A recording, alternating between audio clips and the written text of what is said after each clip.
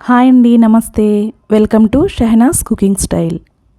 ఈరోజు వీడియోలో రాగి జున్నుని ఎలా తయారు చేయాలో చూద్దాము.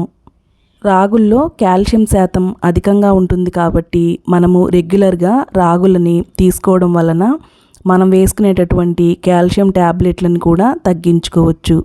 అంతేకాకుండా మనం ఇందులో కొబ్బరి పాలు కూడా యూస్ చేస్తాం కాబట్టి కొబ్బరి మన హెయిర్కి, స్కిన్కి కూడా చాలా మంచిది. ఇన్ని ఆరోగ్య ప్రయోజనాలు ఉన్నటువంటి ఈ రాగుల్ని మనతో పాటు మన పిల్లలకు కూడా చిన్నప్పటి నుంచే వాళ్ళకి నచ్చిన విధంగా చేస్తూ అలవాటు చేస్తే వాళ్ళు కూడా వీటితో చేసేటటువంటి వంటకాలని ఇష్టంగా తింటారు. మరి ఈ రాగి జున్ను రెసిపీని ఎలా ప్రిపేర్ చేయాలో చూద్దాము. ముందుగా ఒక బౌల్ తీసుకొని ఇందులోకి ఒక చిన్న టీ గ్లాస్ నిండుగా రాగుల్ని తీసుకోవాలి. రాగుల్లో మట్టి, దుమ్ము ఉంటాయి కాబట్టి ముందుగా వీటిని బాగా శుభ్రం చేసుకొని తీసుకోవాలి. ఇలా తీసుకున్నటువంటి రాగుల్ని 2-3 సార్లు శుభ్రంగా కడగాలి. ఇలా కడిగిన తర్వాత రాగులు మునిగేంత వరకు నీళ్లు పోసుకొని వీటిని మనము ఒక 8 గంటల పాటు నానబెట్టుకోవాలి. ఇక్కడ నేను 8 గంటల పాటు నానబెట్టాను. ఈ విధంగా చక్కగా ఇవి నానిపోయిన తర్వాత మనము వీటిని మరలా ఒకసారి కడగాలి. కడిగిన తర్వాత నీళ్ళన్నీ తీసేసుకున్న తర్వాత ఇప్పుడు ఒక మిక్సీ జార్ తీసుకొని ఇందులోకి ఈ రాగుల్ని వేసుకోవాలి. ఇక్కడ మనము 1 కప్పు రాగులు తీసుకున్నాం కాబట్టి అదేవిధంగా పచ్చి కొబ్బరిని కూడా చిన్న ముక్కలుగా కట్ చేసుకొని 1 కప్పు వరకు తీసుకోవాలి. పచ్చి కొబ్బరిని తురిమిందైనా సరే 1 కప్పు వరకు తీసుకోవాలి. ఇందులోనే 1 కప్పు నీళ్లు పోసుకొని వీటిని మెత్తగా గ్రైండ్ చేసుకోవాలి. ఇవి గ్రైండ్ చేసేటప్పుడు ఒకేసారి ఎక్కువగా నీళ్లు పోయకుండా కొద్ది కొద్దిగా నీళ్లు పోసుకుంటూ వీటిని మెత్తగా గ్రైండ్ చేసుకోవాలి. ఇప్పుడు ఒక బౌల్ తీసుకొని ఏదైనా స్ట్రెయినరు లేదంటే ఈ విధంగా కాటన్ క్లాత్ తీసుకొని మనం గ్రైండ్ చేసుకున్నటువంటి ఈ రాగుల్ని ఇందులో వేసుకొని మనము పాలని వడకట్టుకోవాలి. ఇలా ఒకసారి వడకట్టి పాలని తీసుకున్న తర్వాత మరలా ఈ పిప్పిని మిక్సీ జార్లో వేసి ఇందులో కొంచెం నీళ్లు పోసి మళ్ళీ గ్రైండ్ చేసుకోవాలి. అదేవిధంగా 2 సార్లు చేసుకొని రాగి పాలని తీసుకోవాలి. ఇలా తీసుకున్నటువంటి రాగి పాలని మరలా ఒకసారి ఫిల్టర్ చేసుకోవాలి.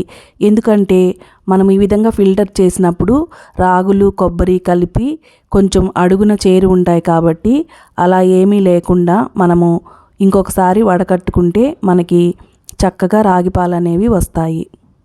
ఇలా రాగి పాలని తీసుకున్న తర్వాత మనము స్టవ్ ఆన్ చేసుకొని అడుగు మందంగా ఉండేటటువంటి కడాయి కానీ లేదంటే ఏదైనా ప్యాన్ కానీ తీసుకోవాలి.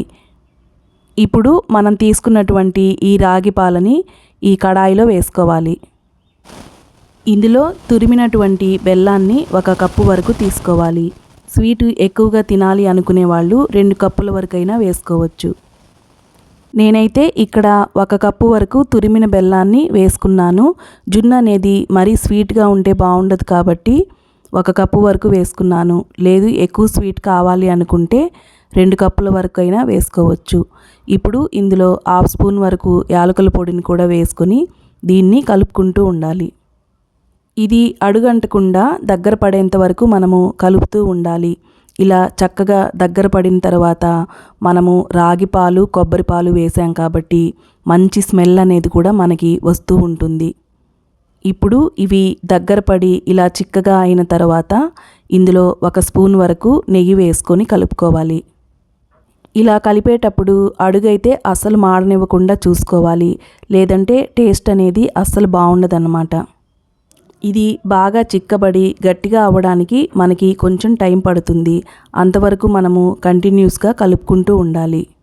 ఇది బాగా ఉడికిపోయి చిక్కగా అయిన తర్వాత కన్సిస్టెన్సీ అనేది ఈ విధంగా ఉండేలా చూసుకోవాలి.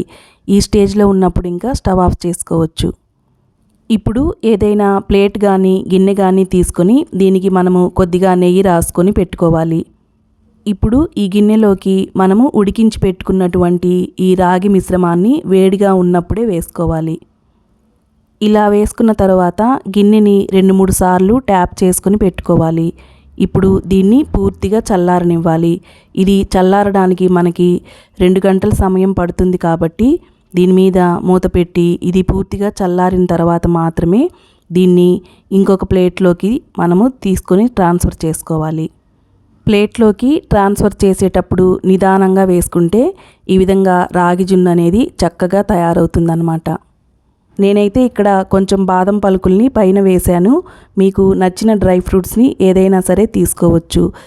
మనకి నచ్చిన విధంగా కట్ చేసుకొని సర్వ్ చేసుకోవడమే. ఇందులో మనము కొబ్బరి పాలను కూడా తీసుకున్నాం కాబట్టి టేస్ట్ అనేది చాలా బాగుంది. పిల్లల నుంచి పెద్దవాళ్ళకు కూడా అందరికీ నచ్చుతుందన్నమాట. మరి ఇలాంటి మంచి హెల్దీ టేస్టీ రెసిపీని మీరు కూడా ఒకసారి తప్పకుండా ట్రై చేయండి. ఇలాంటి మంచి మంచి హెల్దీ రెసిపీస్ని పిల్లలకు కూడా చిన్నప్పటి నుంచే మనము అలవాటు చేయాలి. మీరు కూడా తప్పకుండా ఒకసారి ఈ రాగి జున్నుని ట్రై చేయండి, చాలా బాగుంది. ఈ వీడియో మీకు నచ్చితే లైక్ చేయండి, నా ఛానల్ని సబ్స్క్రైబ్ చేసుకోండి. మరొక మంచి వీడియోతో మళ్ళీ కలుద్దాం. Thanks for watching.